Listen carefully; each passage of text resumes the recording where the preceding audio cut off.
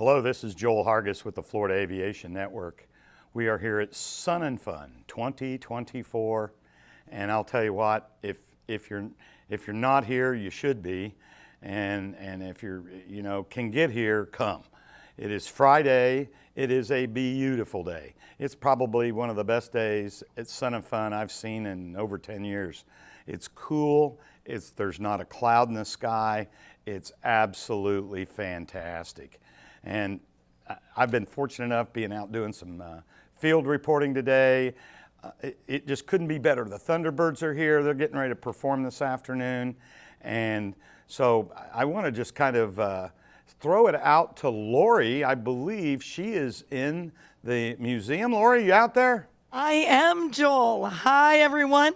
This is Lori Brader with the Florida Aviation Network, and I am actually at the Aerospace Center for Excellence, and we are celebrating, Joel, how exciting. 50 years. Joel, the excitement out here is just absolutely palpable. I'm telling you what, you can feel it. Everyone you meet, every person you talk to is just absolutely so excited, Joel. And we are so thrilled to be here. And I just got to witness the Aviation Hall of Fame. And I know that I believe that Dr. Leo is on his way over to see you. So Joel, how does it feel there in the studio? Oh, we've had some tremendous guests. Cannot wait to meet Dr. Murphy and talk about one of the newest people coming to the Aviation Hall of Fame. I was talking to one of my friends. We were passing some text today, and actually, no, I saw it on Facebook as he posted something. Well, Joel, we know everything we see on Facebook is true, right? Yeah, well, what he said was that he had saw more kids here this year than he's seen like almost ever. And so, I mean, that's so exciting. We always promote youth in aviation, and to have more kids out here being interested in aviation, that was just great news. Well, and, Joel, I have to tell you, just following that line of thought, of course, I know that you are broadcasting live and in the clear from the Central Florida Aerospace Academy. And of course, that's a place that's near and dear to my heart as far as promoting aviation and the future of aviation to the younger generations. And I was honored this morning to talk with Barbara Walters Phillips. And I just have to tell you, everything that she's doing with the EAA chapters, the Young Eagles, the Girls in Aviation. There is no doubt, absolutely no doubt, Joel, that aviation is alive and well. And I can tell you for a fact, absolutely, as you walk around the grounds and, of course, outside here today, Joel, yesterday, not so good with the weather. We had a little bit of weather come in, nothing we couldn't handle. Of course, safety first, always when it comes to aviation. And that's what we're all about here at the Florida Aviation Network. But today, Joel, you have got to get out of the studio. I'm telling you, Joel, come on over to the Aerospace Center for Excellence, and you have got to get out and get on the grounds because it is true. Joel, you should see, we've got something here at Lakeland Linder Airport. We've got something for ages 2 to 92. Come on out and see us. Well, I actually have been out today. You have? I didn't know. You snuck out while I was in the studio, Joel. And I've been out doing field reporting. And awesome. I actually shot 4 remotes this morning. And so while you guys were laboring in the studio, I was on the grounds. And you're right, it's beautiful. It is absolutely a labor of love, and it's so exciting. And I know that we certainly want to tell everyone about today. It is so exciting. If they've not been out to see them, Joel, did you get a chance to see those beautiful jets that were on the flight line that brought in yesterday? I believe. Let's see. Can't remember. Just a small group. The Thunderbirds. Did they ring any bells? Yeah, and they've been zooming around this morning in preparation for the show this afternoon. Yeah. They fly 3 o'clock, I think. Awesome. And that's going to be very exciting. It is. Now, did you get a chance, Joel? I was not able to be here, but did you get a chance? I know for the 50th anniversary, they added a night air show, and everything I've heard from everyone we've talked to is that it was spectacular. Did you get a chance to see it on Wednesday? Actually, I missed it, but I was told by multiple people that it was a tremendous air That show. is absolutely, it's awesome. Well- And Joel, we want to just invite everybody out to celebrate with us the 50th anniversary of Sun and Fun. We are here at the Lakeland Linder Airport, and if they haven't come out to see us, we want them to come out today. Well, I'm going to leave you to enjoy yourself over there in the museum and out in the grounds, but I am here and want to introduce Dr. Leo Murphy. Thank you. It's a pleasure. Well, I'm glad that you made it. I know you're running around, preparing for the awards ceremony that's upcoming. That's correct. So, normally we get a chance to sit and talk before we are live on the air, which we actually are live. I know. So, I understand that you've written a book. You're kind of a historian, and so looky here. Let's. We got camera 2 there. That looks great. And so First Lieutenant James Polkinghorne Jr. That's correct. That looks like a great book. I may have to see if you'll give me a discount on that. So I will. Can take that 100% home. discount. Because I love to read that stuff. So give me an overview about this book, and then we'll kind of deep dive it. Because World War II guy. He is World War II. I had a very, very close friend that was a World War II fighter pilot, Oh, yeah. Jack Hallett. And he passed away at just, I was about 101. And so tell me about this. Sure. It's. I'll make a long story short, but Make a long story long. long. Got plenty of time. I was researching my first book, The History of Aviation, in Pensacola, Florida. Okay. And as I was going through my research, there was nothing for me to find. And so I decided to read every single newspaper from the late 1880s to the present day. No kidding. And so Every newspaper. Pensacola newspaper? And, well, that's a good place to start. Members of your audience that have read Microfiche know what a microfiche headache is, and that's what I got. But around 1944, I noticed this article, and it said a black airman had been declared dead. And I looked at it, and it was a U.S. Army airman from Pensacola. But it wasn't part of my research agenda. I was researching naval aviation because Pensacola, of course, is home to the Blue Angels. Right. And so Providence guided my hand, and I actually made a copy of the article. And so fast forward about 4 or 5 years later, and Red Tails comes out. Right. And so that's the history of the Tuskegee Airmen. Absolutely. And so all of a sudden my synapses were connected, and I said, was that black airman in Pensacola a Tuskegee Airman? Right. So I went and pulled up the article, and sure enough, he was a Tuskegee Airman from Pensacola. So most everyone knows that the Tuskegee Airmen, they were a fighter pilot group. They flew P-51s, and and at that point in time, they were not accepted. They were thought to be not as good as non-colored pilots, but they proved to be just the opposite. Absolutely. Their courage, their skills. I mean, actually, it's well done in the movie, I thought. Yes. It really was portrayed well.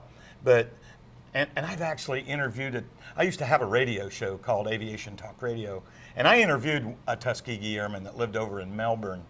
And so I had a little firsthand experience, but I never got to meet him. I never got to see him. It was a phone interview. So tell me about this airman, and tell me about him. So born in Pensacola, Florida. From there, goes to Washington High School, graduates, goes to Florida A&M. He's in Florida A&M when World War II breaks out. So he enlists in the U.S. Army, and he is assigned to flight training in Tuskegee, Alabama. So this young man who used to work as a bellboy in a hotel in Pensacola where he would see Navy and Marine Corps aviators crossing through the rooms is now in his own right going to be trained as a military aviator. He graduates from Tuskegee, he gets his wings, and what also makes his story unique is that his sister also goes to Tuskegee. She decided to go up there and got qualified to work on aircraft fabrics. So it's one of those rare brother-sister duos that can be considered Tuskegee Airmen. So he is trained in the P-40 Warhawk. And you know what the P-40 is, of course. You know, I do know the P-40. Tail dragger, advanced aircraft. I know the P-40. Air-to-air gunnery, air-to-ground. A very wicked plane to fly. Absolutely. They're using with great success over in Europe. So he gets assigned to the 301st Fighter Squadron. And eventually, the squadron and the rest of its command sister squadrons in the wing get transferred to Italy. And so he eventually makes his way to a former Luftwaffe base, Monte Corvino. And that's just south of Naples. But All right. what we have is the stalemate during World War II. We have the Gustav Line, where the Germans fell back, established this line, and we were waiting for spring to begin our offensive. Okay. Bitter, bitter winter. And so he is flying now P-39s, Air Cobras, when they show up in theater. So do all your training in P-40s, and when you get to theater, here's a P-39. Go and fly that. So he is in combat for several months flying missions. And then finally, one fateful day in May of 1944, he is part of a 12 airplane strike package to attack targets near the Italian town of Terracina. Okay. And so as they arrive over the target area, it's covered in clouds. So what the flight lead did was he had 3 sections. He said, I want one section to stay high in case there's any marauding German fighters. He goes, the other 2, you come with me. We're going to descend into the clouds to see if we can break out underneath to drive the attack home. As they're going down, the flight lead says, we're not going to break out. I want everybody to climb back up. Go on instruments, climb out. And as they're climbing out, they can see flak and they can see tracers. And as they get on top, they regather. Lieutenant Polkinghorne is missing. Oh. And so to this day, he remains one of the Tuskegee Airmen missing in action. MIA, no kidding. Wow. And so That's kind of rare. well, there's about 23 to 25 Tuskegee Airmen that are missing right now. Is that right? They just recovered one just a few years ago. From there, they refined the site. And so that was the tragedy of him. The most interesting thing to me was during my research, I was in the Pensacola Historical Society, and a docent came over and said, who are you researching? And I said, I'm researching Lieutenant Polkinghorne, a missing aviator. And the docent said, would you like to meet his baby sister? I said, his baby sister, and is going to be here today at the ceremony. She provided me a window into what it was like in her family with Lieutenant Polkinghorne. And of course, that most tragic day where the family was delivered a Western Union telegram. Right. You know, not military representatives or anything. It's a messenger that delivers a telegram saying, your son, your brother is now missing in action. And yeah, I understood she might have be coming to our set, but maybe didn't make it. Right, they got in late last night. They drove in from Pensacola. I don't think they arrived here until midnight. So a little tired. Well, that had to be, like, after all your research with him, to meet his sister and hear her story, particularly if she was up at Tuskegee. Oh, yes. Yeah. No, this was another sister. This is the baby sister. Oh, it was her other sister, Naomi, there. But what happens, though, you can imagine how it affected Naomi, who was up at Tuskegee. Yeah. You know, she eventually comes home from there. So the family or the military waits 1 year, and then they couldn't find him, so they declared him dead. And that was the article that I saw in the newspaper was the U.S. Army saying that he's been declared dead. And so at this point, Lieutenant Polkinghorne is unknown. No one knows who he is from there. You rarely find him in any books about the Tuskegee Airmen. So when my book came out, all of a sudden it was renewed attention, and he has a residence hall at Florida A&M named after him. No kidding. And Maggie, his baby sister, had a chance to go to that ceremony and see that. And then, of course, I nominated him for the Florida Aviation Hall of Fame, and he was accepted. Awesome. And so you can imagine how excited the family is that, you know, that a missing warrior now is getting the recognition that he so richly deserves. Well, kudos to you. You know, I have a huge place in my heart for all veteran flyers. I do a remote series called Veteran Flyers, and I interview them, just get their story in the can, right? Absolutely. And like I say, one of my very best friends was a World War II fighter pilot, P-38s and P-47s. only shot down twice, right? So I mean, the greatest generation, and the Tuskegee did it against all odds, Right. and I'm just it's just a great story. I can't wait to read that book. And that's the other part about it. He's flying P-39s, you know, at that point in combat, and it was shortly after that, it was where they moved into the P-51s, and then, you know, bomber escort now, so it's no longer air-to-ground missions. Now it's let's do deep strike into Germany. So he unfortunately went missing just before, you know, that point into it. That's too bad, but, you know, and he was probably what, when he went to flight training, what, 21? Early 20s, you know, like everybody was, early Right. 20s.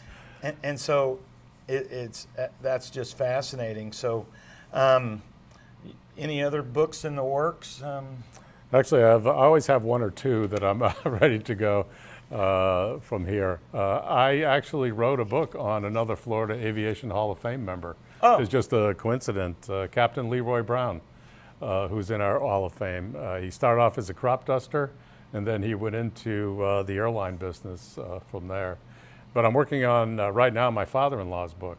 He was a B-24 gunner in World War II. He was only shot down once, unlike your friend that was shot down twice from there. And so all this research is so difficult because I couldn't get Polkinghorne's service record, and I can't get my father-in-law's service record because of the big fire up in St. Louis.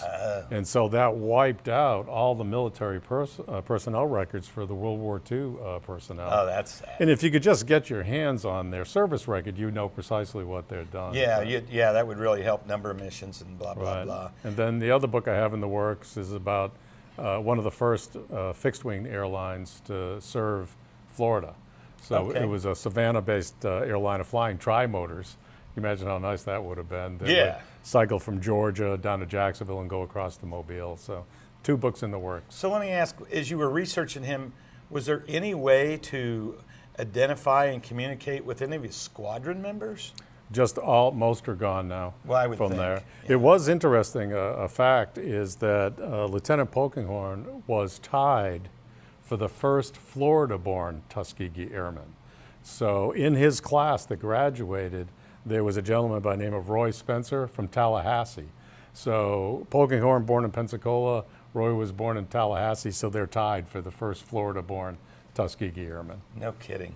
Like I say, I interviewed one, and he was living in Melbourne at the time, but I don't remember where he was from, and I don't remember his name. I got the audio clip of it somewhere, but and that might be interesting to dig up. You might like to listen to that. Yeah, absolutely. Like I say, I'm in such great awe of that group. So, what's your doctorate in, Dr. Murphy? Education. But as my daughter tells me, I'm a fake doctor. She's a real MD. So she always tells me, you're just a make-believe doctor. My daughter's a doctor of chemistry. A real, okay. So of chemistry. Right. And, again, it's so good that you have that interest level and you shed the light on stuff that had fallen through the cracks. Right, and that's what makes it so wonderful, that the family gets to see that. Unfortunately, I do not know his name, but at today's induction ceremony at 3 o'clock in the museum, an actual Tuskegee Airman is going to be here. Get out. So if any of your viewers are interested in meeting an actual Tuskegee Airman, be at the museum at 3 o'clock, and I'm sure you'll be very, very impressed. Oh, yeah. Well, we're down to our last minute here, and I really thank you for coming in. You're most welcome. I thank you for doing this, shedding light on history and capturing it, because it could have been lost forever. Absolutely. So I want to show this to the camera one more time. So, Lost in Heaven, and where can we find it? It's on Amazon, and a good friend of mine called Blue Water Press. And so if they'd like to go online, Blue Water Press, and if they use the pro word lecture, they'll get a 15% discount on the book. There you go, folks. So thank you very much, Doc. My pleasure. And great work. Can I have this? I will leave that with you. Oh, thank you very much. I am Joel Hargis with the Florida Aviation Network. We're here at Sun and Fun 2024, the 50th anniversary. Come on out and see us.